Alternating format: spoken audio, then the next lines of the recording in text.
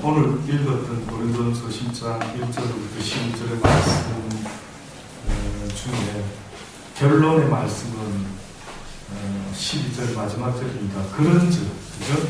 이 앞에 있는 모든 이야기들을 쭉 설명한 이후에 그런즉 선줄로 생각하는 자는 넘어질까 조심하라. 이것이 우리 말세를 만난 우리에게 경계의 거울로 삼아서 우리에게 기록한 말씀이다라고 바울이 고린도전서 10장을 통해서 이야기를 하고 있습니다. 과연 이스라엘 백성들이 넘어졌는데 그 넘어진 근본적인 원인이 뭔가라고 봤더니 자기 자신들이 선줄로 알았다 이거죠. 선줄로. 그럼 그 속에 뭐가 들어갈까요? 유대인들이 어떤 그들의 마음이 선줄로 생각했다가 여기 보니까 선줄로 생각한 자들이 무슨 일들이 일어나게 됩니까?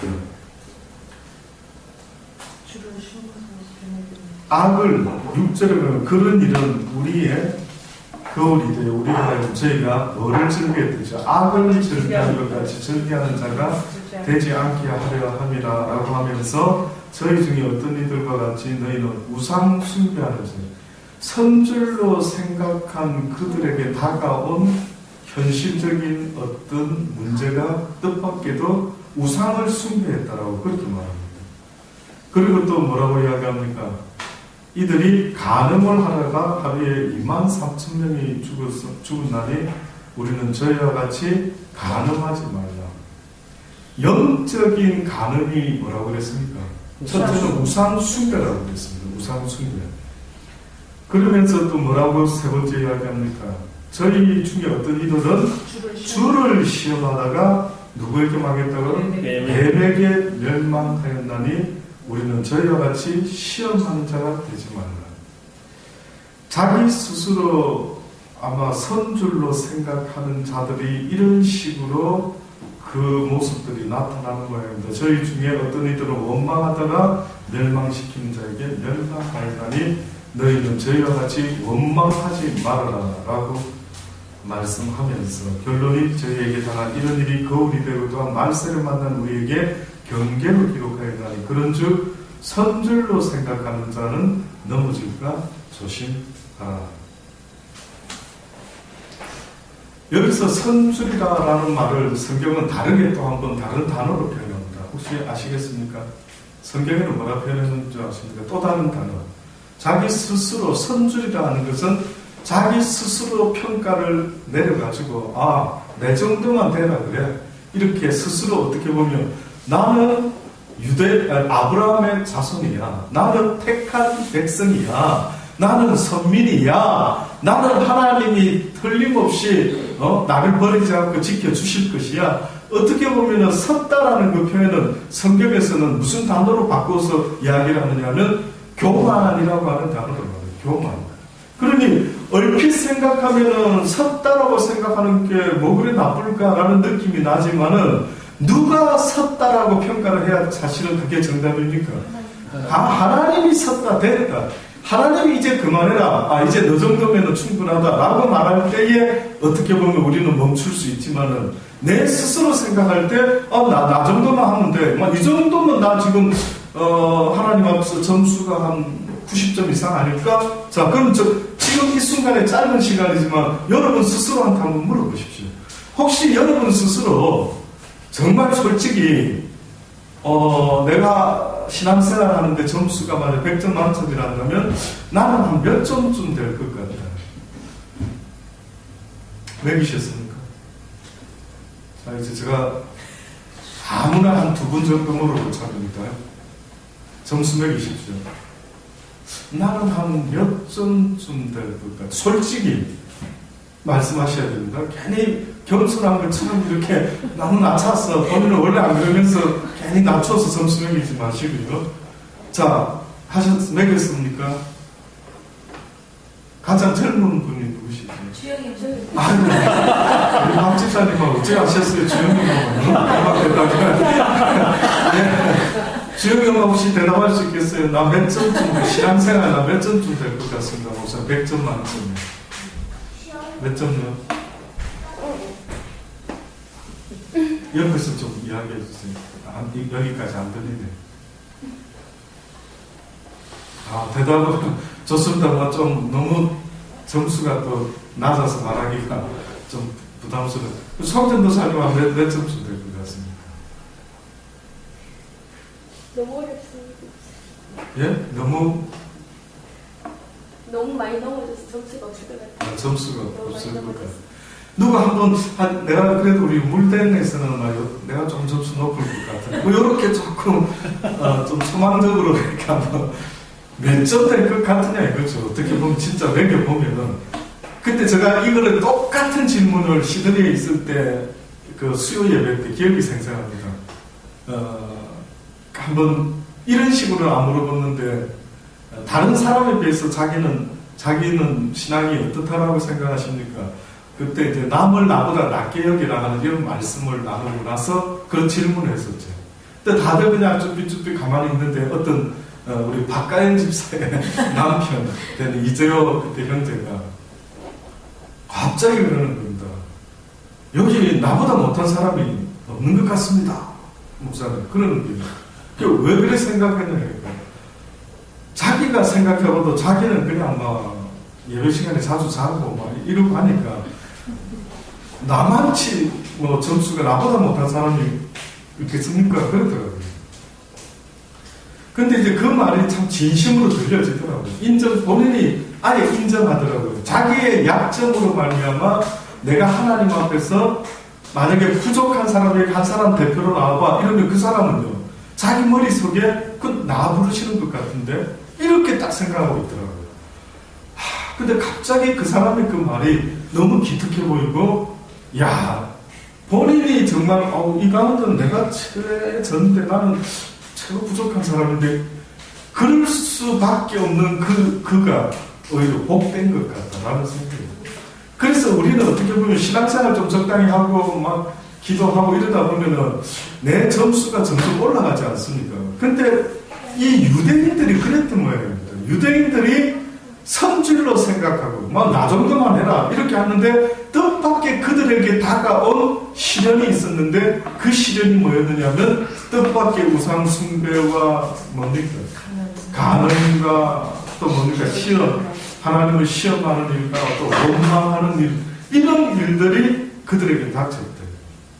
그러니까 자기 스스로 믿음이 좋다라고 보고 있었다가 어떤 일이 딱 닥치니까 대부분이 어떤 반응을 했느냐면 내 하나님 믿는데 내 하나님 이렇게 잘 섬기고 있는데 왜 나한테 이런 일을 닥치게 하십니까? 라는 이런 말이 그들에게 곧바로 나타났던 거예요.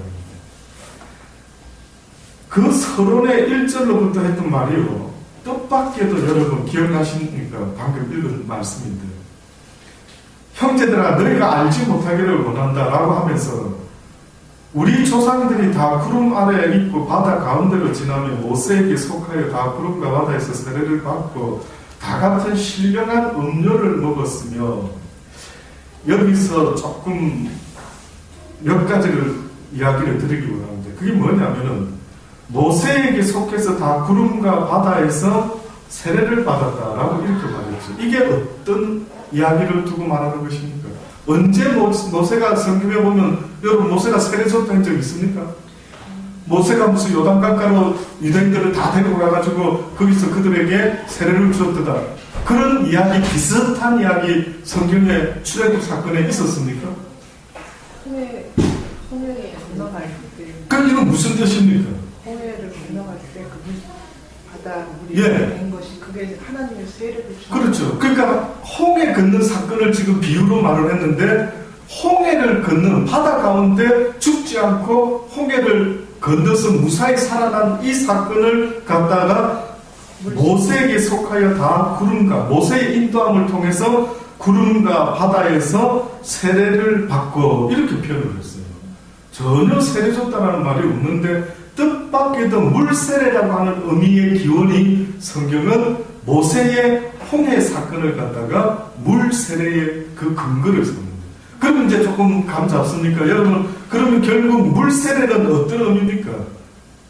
사람이 물속에 들어가서는 죽었어야 되는데, 그렇죠? 죽지 않고 바다를 건너서 살아나왔다 이거죠. 다시 말하면은 이스라엘 백성들이 출애굽 해가지고 가장 첫 번째로 부딪혔던 큰 문제가 뭐였죠? 바다.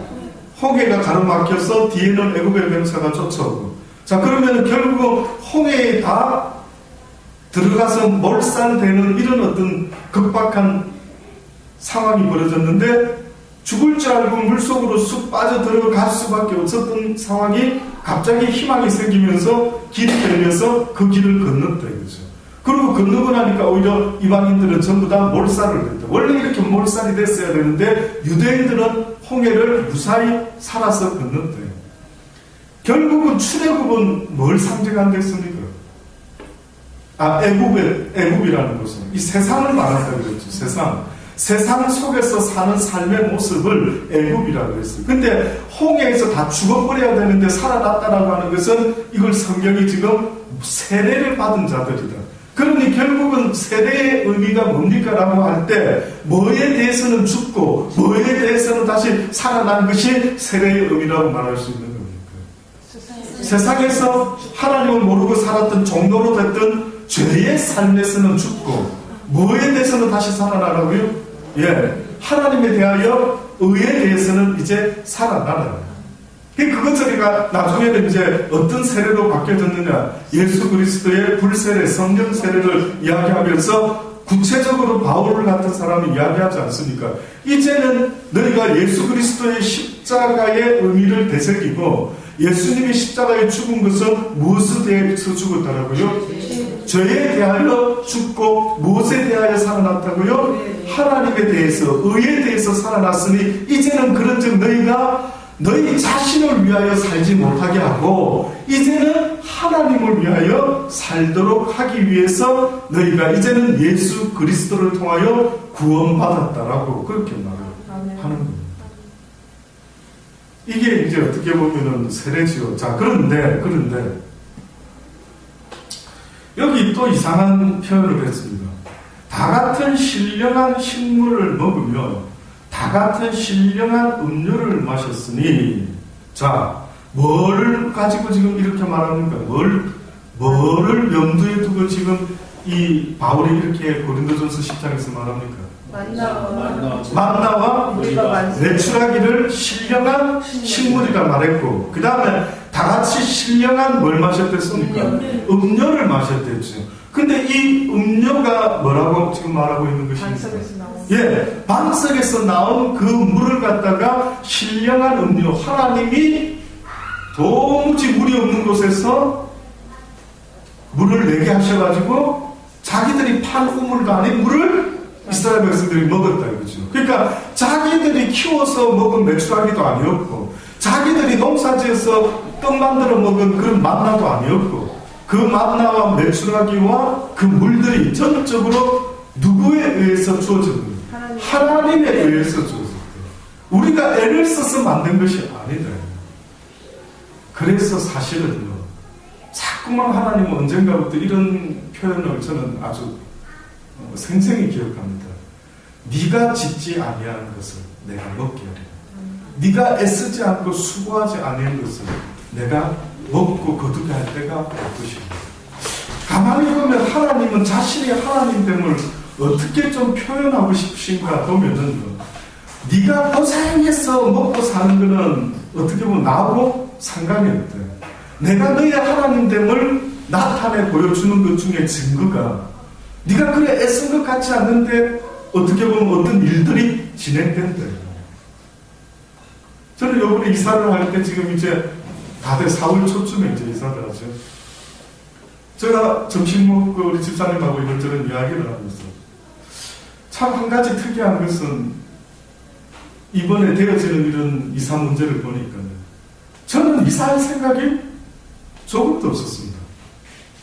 물론 한 번씩 투룸이나 어디 갔으면 좋겠다 했지만, 제가 막 전도사님 막 한번 좀 찾아보러 다니십시다, 그렇게 본격적으로 한 번쯤 그냥 이제 생각나서 해본 경험은 있는데, 그걸 막 매주같이 시간 내가지고 찾아보진 않았지요. 근데 뜻밖에도 전도사님 집 때문에 찾다가 어떤 집이 나타났다라는 거예요. 그래서 제가 첫날에는 마음이 그렇게 막 빨리 이 집으로 이사했으면 좋겠다. 아무 생각이 안 나죠. 내가 원하는 집을 뭐 이렇게 교회가 좀 뭔가 좀 어떤 원하는 대로 돼봤으면 좋겠다. 이런 바람은 있었지만. 그래서 그러고 있다가 그 다음 날에 뭐 나같이 어떻게 보면은 비자가 이 거소증으로 있는데 과연 이런 사람한테도 론을 얻어줄 수가 있을까? 그래서 복덕방에서 알아보겠다고 연락이 온 겁니다. 전혀 상관없고 똑같이 다 할 수가 있습니다. 그게 무슨 일이 진행이 되는데 보니까 막 얼마나 일이 막 일사천리로 후다닥 그래서 우리가 한국 살면서 집을 뭐 구한다, 집을 판다, 어쩐다 이러면 대단한 문제 아닙니까? 엄청나게 신경 막 쓰고 또 재고 또 재봐가지고 그래가 결정해야 되는데 저는 뭐 이렇게 가만히 있는데 누가 그냥 밥상을 다 차려가지고 여기다 도장만 찍으면 됩니다. 뭐 이런 일이 벌어진 것 같거든요. 가만히 생각해. 제가 이런 생각을 했어요. 일이 이런 식으로 진행되면 참 수월하다. 인생의 일이. 그렇죠? 인생의 일이 내가 사람 찾아다니면서 내가 뭐 내내려고 애를 쓰고 이렇게 인생 살아가면은 어떻게 보면 피곤하기 짝이 없는 인생인데 만약에 어떤 일들이 이렇게 일사천리로 하나님께서 계획하시고 사람을 붙이시고 만나게 하시고 한다면 이런 인생 같으면은 정말 그저다라는 싶은 생각이 들 정도로 정말 하나님 당신이 하셨습니다. 목사님 어떻게 그런 집을 발견했습니까? 뭐 어떻게 그런 시기가 또 딱 맞아졌습니까? 그 복덕방 사람 말 들어보니까 원래 그 집을 보려고 했던 사람이 또 다른 사람들이 있었다 그러지. 약속을 다 잡아놨답니다. 몇 사람이. 그런데 전부 다 펑크를 냈답니다. 희한하다.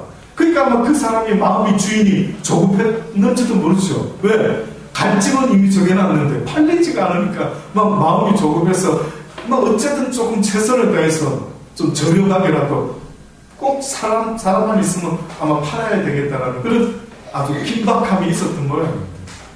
근데 이제 나중에 진행되는 걸 보면서 그 복덕방 집사님, 이거 목사님이 이렇게 하시려고 이렇게 되려고 그랬는지 어째 그렇게 뭐 이유를 모르겠다. 왜 약속한 사람들이 전부 다 안 나타나고 펑크 내는지 자기는 모르겠다. 근데 이제야 그 이유를 조금 알 것 같습니다. 그렇게 본인이 말할 정도로요, 어떤 일이 진행이 그냥 줄줄줄줄 되는 것을 봤습니다. 과연 오늘 이 말씀처럼 하나님은 이스라엘 백성들에게 아마 그걸 자꾸만 강조를 하실 것 같습니다. 이 40년 광야 생활 속에서 너희들이 한 게 뭐냐? 너희들이 애쓴 게 뭐냐? 여러분, 이 시간 동안 유대인들이 뭐 애썼을까요? 그들이 한 거는 어떻게 보면 고작 한 게 뭘까요? 주는 거 먹고. 그렇죠. 그냥 구름 기둥이 딱 저기 있어가지고요. 이게 움직이면 저쪽으로 가라 하셔. 내비게이션이었죠, 그게. 그 시대 유대인들에게 이스라엘, 그러면 그 내비게이션 딱 쳐다보고 있다가 구름이 움직이면 그냥 그 구름이 만들어내는 그림자 밑에서, 그치요? 그 움직이는 거 따라 움직인 겁니다. 안 뜨거우니까. 쫙 따라서 쫙 움직이다가 구름이 멈췄다. 여기 텐트 치면 되겠다. 그럼 거기서 또 텐트를 딱 치고 있었습니다. 그때 추울 때 또 뭐가 나타났다고요? 아주 하나님의 히타가 나타나가지고 뜨끈뜨끈하게 그냥 히타를 틀어주셨고, 또 그러고 있다가 아침에 해 떠서 또 구름이 쫙 가려주면 움직이면 또 어떻게 했다고요? 그럼 뭐 했을까요, 거기서? 그 가면서 뭐 하고 지냈을까요, 40년 동안? 제가 볼 때는 뭐 불편하다고 굳이 다른 것하고 비교하면 불편할 수도 있겠지만 히타 있어, 선풍기 에어컨 딱 설치되어 있어. 그냥 캠핑 다니는 기분으로 그냥 룰루랄라 뭐 농사 짓는다고 곡괭이질을 했다라는 이야기도 안 들어봤고, 목이 마르다 하면 그냥 반석에 물이 버벅버벅 쏟아지고, 그곳에서는 물은 엄청난 생명하고 직결되는 거, 물이 귀하기 짝이 없고, 지금도 아시죠? 뉴스에 보면은 물이 없어가지고 뭐 몇십억의 인구가 지금도 물이 부족한 상태에서 물 때문에 죽어가는 백성도 엄청 많다 하지 않습니까? 그런 광야에서 물 철철철 나와 때가 되면 만나를, 때가 되면 메추라기를 보내줬다 이거죠.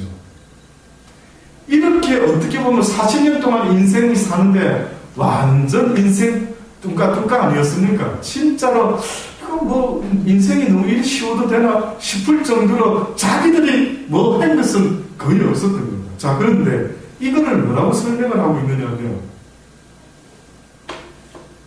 여기 보니까 끄트머리에 가가지고 그 반석은 곧 누구라고 했습니까? 그리스도라 이렇게 지금 말했어요. 그러면은 만나와 메추라기는 또 성경에 주님이 뭐라고 말했습니까? 이는 내 몸이요, 내 살이요. 네. 그리고 또 이는 내 피라. 뭐 이러시면서 광야에서 설교하셨죠. 광야에서 너희 조상들은 하나님이 주시는 거룩한 신령한 것들을 먹고 마셨지만 그들은 결국은 어찌 되었다고요? 죽지 않았느냐. 근데 지금 내가 주는 이 신령한 것을 먹고 마시는 자는 어떻다고요? 죽지 아니하고 영원한 생명. 그 뜻은 뭐였습니까? 유대인들이 얻은 것은 어떻게 보면은 영생에 대한 그 약속을 받은 게 아닙니다. 왜냐? 영생에 대한 그 약속을 받을 수 있는 사람은 누구를 통해서만 가능하다고요?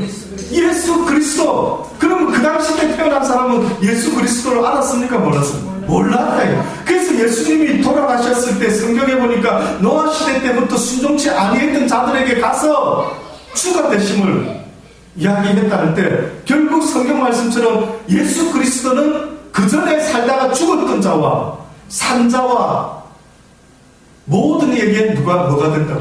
주가 되시겠다라고 성경이 그런 진리의 말씀을 이야기한 거예요. 그러니 주님이 아니고서는 아무리 신령한 음료를 먹었던 그들도 네 조상들도 광야에서 어찌 되었다고? 그냥 육신으로 죽었다. 일단 소망 없이 죽어버렸다. 그런데 지금 나 예수를 너희가 보고 있으니 참으로 복되도다. 내가 너희들을 위하여 내 살과 피를 진짜 다 줄 것이다. 그래서 지금 바울이 말하는 것이 바로 그 반석은 곧 그리스도입니다. 이 그리스도의 말씀이, 이분의 사역이 결국 우리 영혼의 반석이 되고 생명이 되고 신령한 식물이 되고 음료가 된다. 자, 그리고 한 가지 더요. 반석하면 떠오르는 또 다른 사람이 있습니다.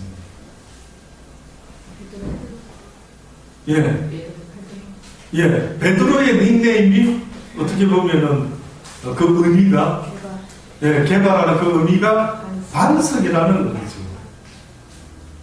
주님이 이 반석 위에다가 내가 교회를 세우리라 이랬어요. 그러면 이제 좀 감이 잡히십니까? 베드로만 반석이다 이런 뜻은 사실 아닐 겁니다. 예. 그럼 다른 제자는 뭔데? 그렇죠? 그럼 바울은 또 뭔데? 바울은 그 이름이 뜻이 뭔데요? 사울일 때는 큰 자라는 뜻이고 바울이라는 이름은 적은 자라는 뜻이 있어요. 그럼 뭐 반석도 아닌 바울, 베드로보다 더 위대한 일을 한 바울. 그러면 결국 성경에서 반석이라는 의미는 뭐겠느냐? 베드로가 반석이다. 첫 번째 수제자로서의 하나님이 주님이 교회를 세울 수 있는 반석이라 했던 그것은요, 바로 이 뜻을 갖고 있는 겁니다. 곧 예수 그리스도의 그 진리의 반석 위에다가 내가 무엇을 세우겠다? 교회를 세우겠다. 네 입에서 예수를 전하는 복된 입술이 된다라고 하는 그것은 바로 네가 반석이 되는 거예요. 오늘 이 시대에도 누군가가 주의 복음을 전하는 자가 있으면 바로 네가 반석이 돼. 복음을 전하는 그 내용이 어떻게 보면 반석인데, 베드로가 복음을 전하지 않았다 한다면은 그는 반석이라는 그런 의미가 그에게는 전혀 있을 수가 없대. 베드로가 베드로 될 수 있는 것은 바로 생수의 근원이 되시는 예수 그리스도를 늘 전하고 쏟아낼 수 있는 생명의 생수가 될 수 있을 때에 그의 삶의 의미가 바로 반석이요, 또 그가 가르쳐준 진리의 말씀 위에 무엇이 세워져 가야 된다고? 교회가 세워져 가야 된다. 이것이 바로 성경에서 반석이다라고 말할 때 그 의미. 반석은 곧 그리스도.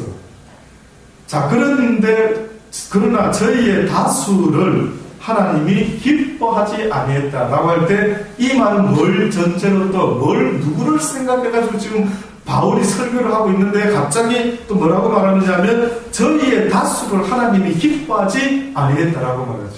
그 누구 말할까요? 여기 그들의 다수. 금송아지를 만든 사람은 원망하고 1세대들. 예, 그들이 했던 것 중에 뭐 여러 가지 지금 바울이 설명을 했습니다. 뭐라고 설명했습니까? 다수를 기뻐하는 거로 그들이 광야에서 멸망받았는데 그런 일이 우리에게 거울이 되었다라고 하면서 그들이 뭘 했다고요? 악을 즐겨 했다. 너희는 그러지 말아라. 저들은 이들같이 우상 숭배되었다. 그러지 말아라. 뭐 했다. 다 했죠. 근데 사실은 제가 봤을 때 이 모든 것 중에 맨 마지막을 꽉 점을 찍는 아주 핵심을 꽉 끊는 일이 벌어졌습니다.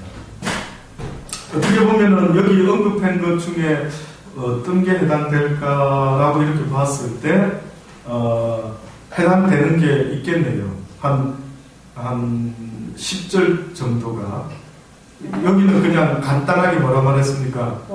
어떤 이들이 원망하다가 멸망시키는 자에게 멸망하였다 이랬죠. 요 원망이 어떻게 보면 아주 핵심을 결론을 꽉 찍는 그들의 멸망에 대한 그건데 여기서는 이렇게 나왔는데 이게 무슨 사건일 것 같습니까? 불뱀을 주셔가지고 노뱀을 달아서 구원하지. 예, 그것도 있었고요. 그거는 여기 아까 뱀 언급했죠. 언급 안 한 것 중에 만약에 찾으신다면 혹시 언급 안 한 것 중에 뭘 원망을 했답니다. 이들. 가난한 땅은 정탐으로 보냈습니다. 예. 마지막 그 결정적인 하나님의 저지. 더 이상 내가 이제는 너희들에게 소망 갖지 않겠다. 끝장을 내버렸죠. 그게 마지막에 어떤 사건이 있었습니까? 가나안 정탐을 하는 사건이 있었는데 그들이 정탐꾼의 보고를 듣고 와가지고 12정탐입니까? 10정탐입니까? 12정탐. 그 10명이 뭐라 말했다고 했죠? 네. 와, 우리는 그 산 사람들을 비하니까 메뚜기 같다. 우리는 잽이 안 되고 여기 들어가는 것은 자살행위다. 완전히 다 죽겠더라. 이렇게 말을 했지요. 그러면서 그들이 그 다음 뭐 했습니까? 원망을 벗기 시작합니다. 야, 우리가 매장지가 없어. 여기까지 나와서 죽이려고 했냐, 모세야. 이까지 끌고 나와가지고 여기서 이제 결국 다 죽네. 그냥 애굽에서 종살이 하다가 그냥 비록 자유는 없었지만 그것은 먹을 것이 물고 그냥 자유는 없어도 그냥 노예 생활하더라도 그냥 먹을 거 있으니까 그냥 짐승같이 살아도 그냥 종으로 살아도 그냥 거기서 살면 됐지. 뭐 때문에 네가 우리를 불러가 여기서 죽이려고 작정해. 이러면서 어떻게 했습니까? 모세에게 원망을 걸고 아주 막 끝장을 보듯이 그때에 뜻밖에도 다수가 그 짓을 했지만은 소수였던 두 사람 여호수아와 갈렙은 똑같은 장면을 쳐다보고도 뭐라고 말합니까? 이는 우리의 밥이다. 이 너무하죠. 결국 세상이 바뀐 걸까요? 그들의 믿음으로 말미암아 그들이 보는 눈이 바뀐 겁니까? 여호수아와 갈렙의 경우는 세상은 안 바뀌었다 이겁니다. 잘 생각해 보세요. 하나님은 늘 말씀하는 게 세상은 안 바뀐다 이거예요. 그러나 누가 바뀌면은 세상을 이긴다고 말하는 것입니까? 너의 믿음이 승리를 해라는 거죠.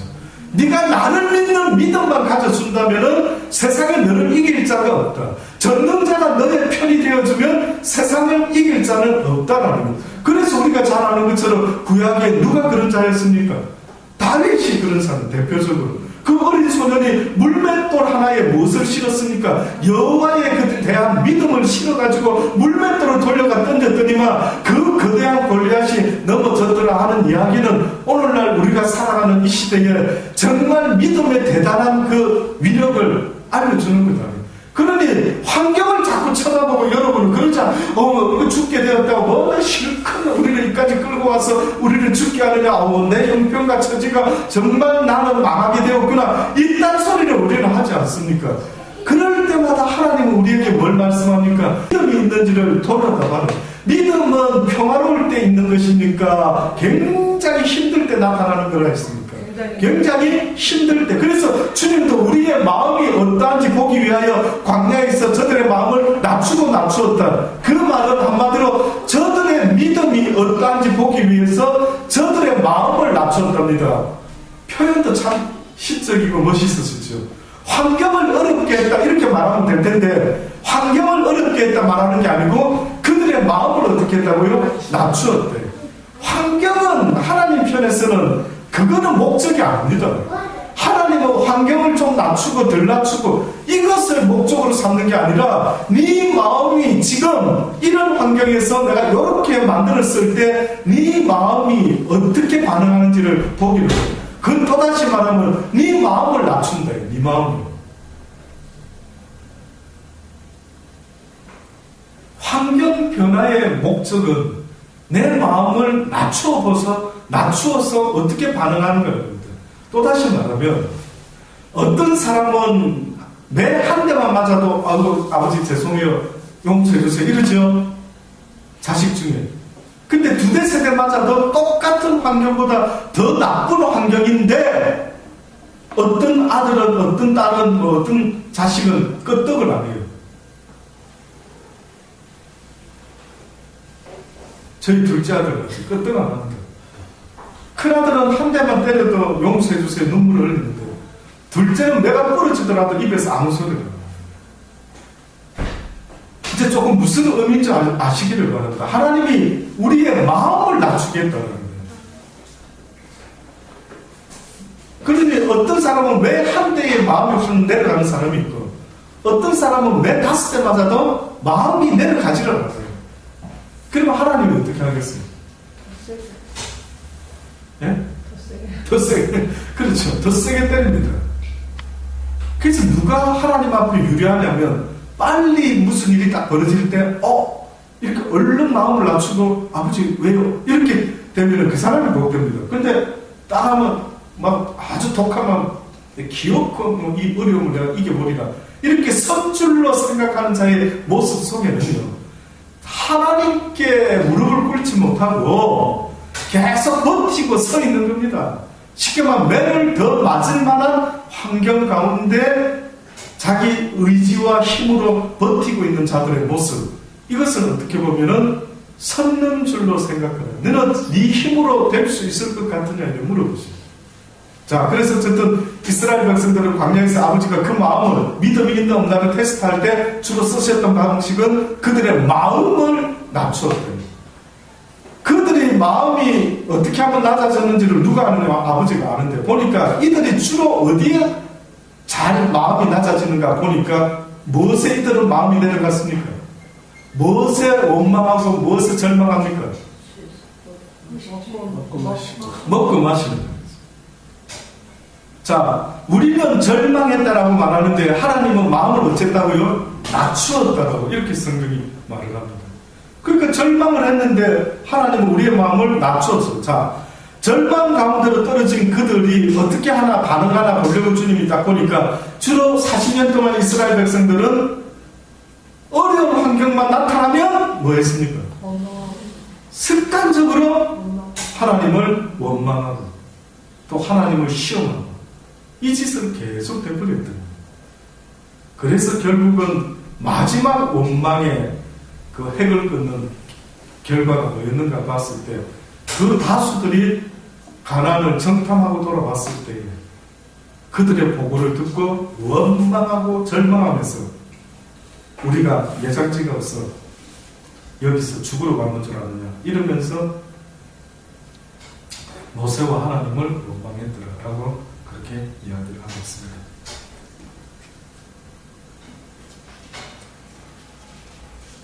이 선문줄로 생각하는 이 부분에 대해서 바울은 자기 자신을 이제 개인적으로 설명합니다. 그것만 말씀드리고 이제 마치겠습니다. 고린도 후서 12장에 보면 이제 이스라엘 백성을 예를 들어가지고 그 선론줄로 생각하는 자는 넘어질까 조심하라 결론을 내렸죠. 근데 고린도 후서 12장 1절로 넘어오면 바울은 자기 자신을 샘플로 삼아서 이야기합니다. 보니까 이렇게 말합니다. 무익하나만 내가 그 덕을 자랑하노니 주의 환상과 계시를 말하리라. 내가 그리스도 안에 있는 한 사람은 아는데 그가 누구였다고요? 바로 자기 자신인데 14년 전에 그가 셋째 하늘에 이끌려 간 자라. 그가 몸 안에 있었는지 몸 밖에 있었는지 나는 모르거니와 하나님은 아신다. 내가 이런 사람을 아노니 라고 말하면서 그가 남원으로 이끌려가서 말할 수 없는 말을 들었으니 사람이 가히 이르지 못할 말이로다. 뭔가 본 것도 있었겠지만 그 보고 했던 것 그 의미를 그가 무엇인가를 들었다라는 뜻은 깨달았다 이 뜻입니다. 뭐 본 거는 없고 들은 것만 있다 이 뜻이 아니고요. 그가 뭔가 보고 듣고 하면서 뭔가 깨달은 것이 있었던 모양입니다. 그래서 그가 말할 수 없는 말을 들었으니 사람이 가히 이르지 못할 말이다. 내가 이런 사람을 위해서는 자랑해도 충분한데 나를 위하여는 약한 것들 외에는 자랑치 아니하리라. 내가 만일 자랑하고자 해도 어리석은 자가 되지 아니할 것은 내가 참말을 합니다. 그러나 누가 나를 보는 바와 내게 듣는 바에 지나치게 생각할까 두려워서 그만두노라. 그러면 바울은 지금 가히 이르지 못할 말을 들은 그 낙원에 이끌려간 그 경험을 자기라고 말합니까? 아니면 자기라고 말하지 않고 있는 것입니다. 이 의미를 잘 한번 느껴보세요.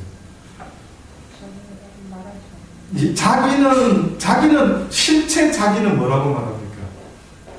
14년 전에 한 사람을 안다 할 때 14년 전에 경험했던 그 사람이 자기인데도 불구하고 이 사람은 지금 그걸 자기라고 말합니까? 아니면 원래 자기는 실질적인 나는 어떤 모습의 소유자라고 말합니까? 그런 대단한 경험을 할 수 있는 이런 사람이 아니더라고요. 그 나는 어떤 자라 말합니까? 지금? 나는 연약한 자다. 이런 경험을 한 것은 내 모습이 어떻게 보면 아니다. 이거는 나라고 말할 수 없다. 이 경험을 하는 내가 아니라 어떻게 보면 하나님이 나한테 이런 경험을 시켜주셔서 내가 하나님 때문에 그 경험을 한 거지. 내가 경험했어. 이렇게 참 말하기가 어렵다 이거죠. 자, 그런데 그 자세가 너무 좋죠. 이렇게 이제 이야기를 합니다. 내가 만일 자랑하여도 어리석은 자가 되지 않은 것은 내가 거짓말이 아니고 참말이다. 근데 내가 이런 자랑 아닌 자랑을 만약에 할 수도 있는데 하게 되면은 사람들이 자기를 보는 바와 내게 듣는 바에 어떻게 할까봐 지나치게 생각할까봐 두려워하여 어떻게 해요? 그만둡니다. 자기가 신이나 되는 것처럼.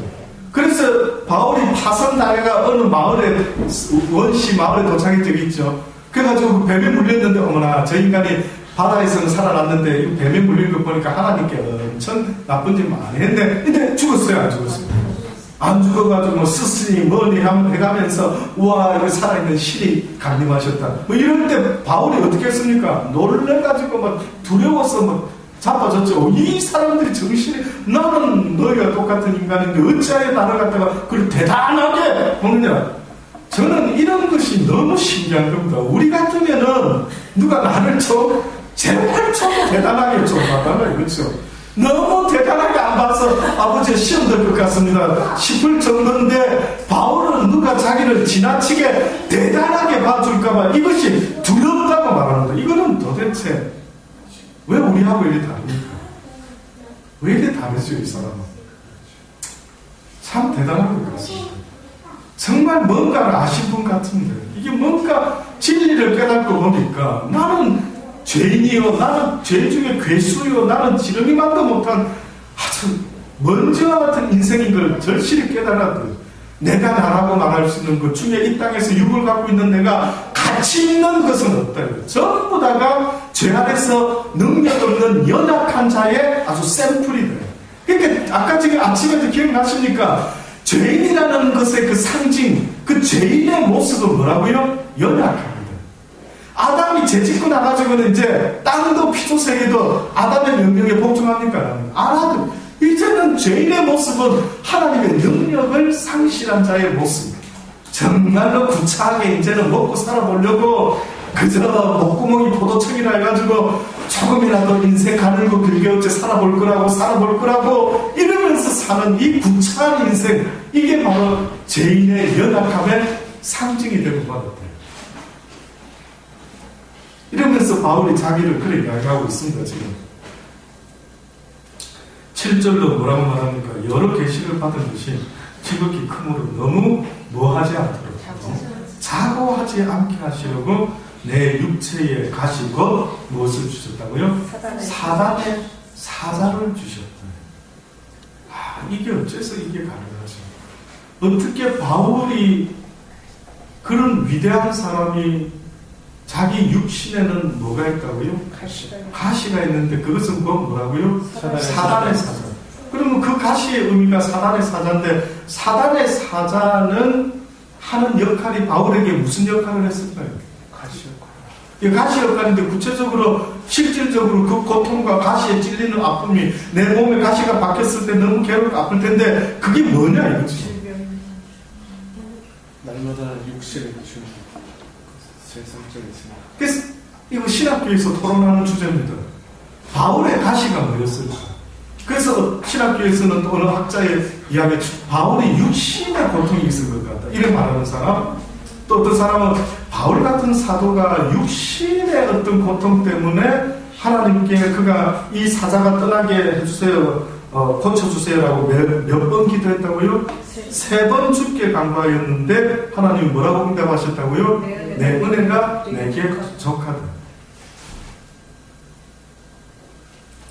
그럼 이건 뭘까요? 3번이나 바울이 육적인 걸 위해 기도했을 것 같습니까? 여러분 생각해요? 아니면 영적인 것 때문에 기도했을 거예요? 또다시 질문합니다. 제가 그때 교수였으면 지금과 같이 이런 깨달음이 있었으면 그때 학생들한테 한번 이야기를 했을 텐데, 그러면 제가 또 여쭤볼게요. 성경에 있는 걸 근거로 해서 바울이 살아가면서 예수님과 같이 주여 이 쓴 잔을 내게서 지나가게 하여 주옵소서, 그러나 내 원대로 마옵시고 아버지의 뜻대로 하시옵소서 하시면서 했던 그 기도, 제자들에게 내가 고민되어서 심히 걱정이 되어서 죽게 되었다, 이렇게 아주 표현을 하셨죠. 예수님이. 그와 유사하게 바울이 만약에 그와 유사한 걸 뭘 했다라고 할 때 뭐가 떠오르십니까? 예, 그거 말고는 없어요. 바울이 복음을 얼마나 담대히 전하는 분인 줄 아시죠, 여러분? 근데 바울이 예수님처럼 이게 뭐지? 이거 왜 이렇지? 했던 게 있어요. 저는 예수님과 바울이 그 점에 너무 유사한 겁니다. 예수님이 육신 때문에 뭐를 가지고 몸부림쳤다 이런 거는 잘 별로 모르겠는데, 예수님이 몸부림친 것은 하나님의 그 쓴 잔을 먹기 위해서, 그 어떻게 보면 육적인 그 어떤 고통도 고통이지만 그 영혼이 얼마나 괴로우셨으면은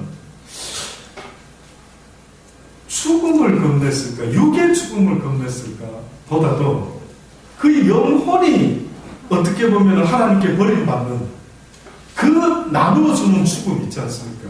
여러분이 그걸 잘 이해를 못하실 수 있는데, 죽음의 의미는 나누어진다, 세퍼레이트 된다라는 그런 뜻이 있어요. 나누어진다. 근데 우리가 뭐를 지금 가인도 고통스러워했나요? 주의 낯을 못 보는 게 고통스럽다는 것처럼 예수님이 어찌하여 나를 버리셨나이까지만 이 짧은 시간일지 며칠이 될지는 모르지만 예수님이 한마디로 말하면 아버지한테 어떤 취급을 받는 겁니까? 버림을 받는 거예요. 버림을. 죽음은 버림을 받는 거예요. 그 육신의 단지 우리가 육신 죽으면 영으로 살아나면 영생이지, 그걸 뭘 예수님이 모를까, 그 정도는. 근데 예수님이 두려워했던 거는 어떻게 보면 하나님으로부터의 버림을 받는 그 자체가 영적으로 어떻게 보면 엄청 고통스러운 뭔가 있었던 것 같아요. 근데 바울이 비슷하게 무엇을 그가 괴로워했습니까? 바울이 내 영혼을 사로잡아오는 육신의 법을 보았던 거예요. 근데 근데 그가 육신이 내 심령의 하나님을 섬기려고 하는 이 하나님의 원대로 되기를 원하는 이 바울의 마음을 이 육신의 법이 사로잡아 오는 것을 보는 듯 했을 때 그 의미가 뭐냐 이거예요. 하나님 예수님과 같을까요 다를까요? 비슷한 거 안 같습니까? 한마디로 말하면 예수님도 땀방울이 핏방울이 되도록 기도했던 것은 내 원대로 되지 말고 아버지로 버림을 당할지라도 나는 아버지께 죄 때문에 버림당할 이유가 없지만 버림받는다 할지라도 내 원대로 마옵시고 아버지의 선한 뜻대로 되옵소서. 주신 이도 여호와시오 다시 살리신 이도 여호와신 줄 믿습니다라고 하면서 자기 생명을 기꺼이 죽음으로 던져버렸다. 순종함으로 주님께 자기 생명을 기꺼이 바쳤다. 다시 말하면 여러분 스스로가 하나님의 뜻이라면 내 생명을 죽음에다가 던지겠다 이 뜻입니다. 본능적으로 살려고 만드는데 사단은 본능조차도 이기면서 죽음에다가 내 인생을 던져버리겠다 이거죠. 그 바울이 뭘 느꼈느냐? 오호라 나는 공고한 자다. 너무 괴롭다. 뭐 때문에 그가 그렇게 괴로워했을까 보니까 이 사단의 가시가 도대체 회가 무엇일까라고 했을 때 제가 깨닫기는 물론 육적으로도 고달팠겠죠. 그러나 더 근본적으로 신앙생활하는 사람한테 있어서 괴로운 것은 육의 고통이 아닌 걸 아시지 않습니까? 여러분이 언제 육적인 것 때문에 믿음을 다 팔아먹을 정도로 그래 약한 분들 여기 있는 분들은 아니지 않습니까? 정말 괴로운 것은 영적으로 하나님의 뜻보다는 내 뜻이 자꾸 올라와가지고 나도 모르게 나를 위해서 살려고 하는 이 본능의 징글징글한 이놈이 날마다 나를 사로잡아 오는 것을 내가 보는 거다. 저도 봅니다. 옛날에는 못 봤는데 지금은 봅니다. 날마다 나를 위해서 살아가는 겁니다. 네가 행복해야 다 행복해. 네가 좋아야 된다. 네 좋은 걸 찾아라. 네가 원하는 바로. 그러니까 이 육신의 사망의 법은 날마다 나를 삼키러 오는데 그 의미를 구체적으로 말하면 여호와야 너를 위해서 살아라. 네 뜻대로 되기를 원해. 그러니 바울이 이스라엘 백성들이 어떻게 보면은 하나님의 뜻을 쫓았어야 되는데 그들은 조금만 어려움이 생기면 자기의 뜻대로 살았던 게 여실히 드러나는데 믿음으로 드러난 게 아니고 뭘로 드러났다고? 원망과 불평등. 결국은 예수님이 십자가 져야 된다는 이스라엘 백성과 같았다는 이러겠죠. 아버지! 뭐 때문에 내가 십자가 집니까? 나 지기 싫어요. 막 십자가에 달리셔도 아버지! 뭐 때문에 나를 죽이시라니까 막 원망과 불평을 했겠죠. 그러나 예수님이 십자가상에서 올라갔었어도 갈등을 일으킨 게 맞습니다. 어찌하여 나를 버리시나이까 이런 외침을 외쳤지만 그 이후에 마지막에 뭐랍니까? 다 이루었다. 죽기까지 몸부림을 치신 것 같아요. 어떻게 보면 죽기까지.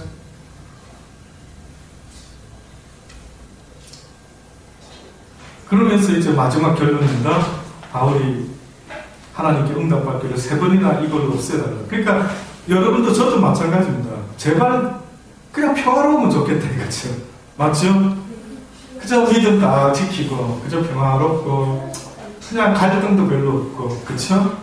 주님이 딱 보면 100점 예 감사해요 뭐 이렇게 이런 딱 그냥 이제 딱 끝장났으면 좋겠다 이거. 근데 요렇게 안 되고 날마다 이 영적으로 누가 나를 괴롭힌다 이거. 느껴지니까 여러분도 주여 이놈의 악한 자의 괴계로부터 나를 해방시켜 주소서 이기게 해주소서 또 혹은 없애주소서. 아마 바울은 없애달라고 했을 것 같아요. 내 마음이 이놈들한테 흔들리지 않도록 이런 생각이 도대체 어디서 들어오지요? 요 생각을 차단시켜달라. 아예 이런 갈등이 안 일어나게 해달라 이런 것 같아요.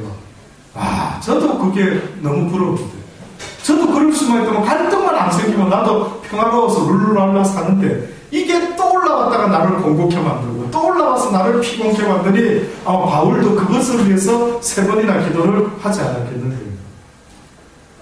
그런데 하나님의 응답이 뭐였다고요? 내 은혜가 내게 좋다. 자, 이것이 바로 오늘의 결론입니다. 이는 내 능력이 약한 데서 온전하여 짐이라.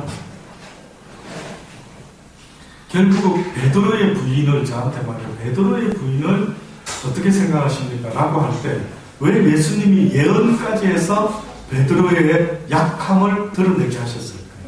결국 이 사건은요, 베드로의 부인의 사건은 하나님의 주님의 은혜였습니다. 무슨 은혜였느냐? 베드로야, 네가 이렇게 연약한 자이다 라는 것을 가르쳐 주십니다. 왜 이 연약을 가르쳐 줬어요? 지금 이 바울에게도 뭘 가르쳐 주려고 했다고 합니까? 네가 연약하여질 때 네가 능력이 약한 데서 온전하여짐이라 너 도리어 크게 기뻐함으로 나의 여러 약한 것에 대하여 이제 깨달고 나니까 어떻게 했다고요? 나의 약한 것들에 대하여 자랑하리니 이는 그리스도의 능력으로 내게 머물게 하려 함이라. 누가 이 진리를 깨달았을까?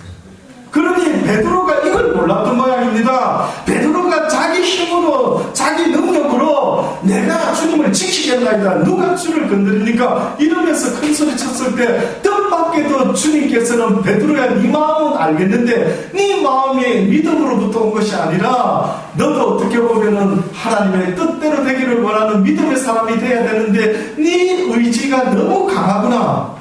그래서 네 의지대로 안 된다는 것을 내가 은혜로 가르쳐 줄게 하고 아마 가르쳐 주신 것 같아요. 그래서 베드로는 그 이후에 통곡하면서 나가지 않습니까? 그리고 그는 다른 유다 같이 후회를 하면서 자기 생명을 끊은 게 아니라 그는 제가 볼 때는 엄청난 깨달음을 가졌어요. 그게 어떤 깨달음일까?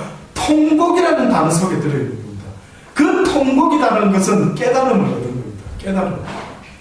두 번째 베드로의 깨달음. 베드로의 일생에 있어서 첫 번째 깨달음이 뭐였습니까? 목사님 물어보신다면 베드로는 갈릴리 바닷가에서 예수님의 처음 설교를 들었을 때에 주여 나는 죄인으로소이다 하고 어떻게 보면 머리로 깨달은 때가 있었던 것 같아요. 지각으로 깨달아서 이제는 주님은 나 같은 죄인 옆에 있으시면 안 됩니다. 떠나가십시오. 이게 지각으로 깨달은 자의 어떤 모습 같아요. 제가요 베드로가 그가 중심으로 깨달았다 한다면 저 생각에는 예수님 떠나십시오. 저는 그렇게 할 자신 없습니다. 그가 중심으로 이분이 아니면 내가 구원받을 수 없는 죄인이구나 깨달았다면 그는 그렇게 말하면 어떻게 보면 안 되는 겁니다. 주여 어찌하면 좋습니까? 나를 구원하여 주옵소서. 이게 바로 베드로가 지가 설교했을 때에 수많은 사람들이 깨닫고 회개함으로 나와가지고 베드로한테 뭐라고 했습니까? 우리가 어찌하면 되는데 그러면 어떻게 하면 구원받는데 이렇게 하는 게 정상이죠. 그런데 베드로는 죄송한데요. 그는 시각으로 깨달은 것 같습니다.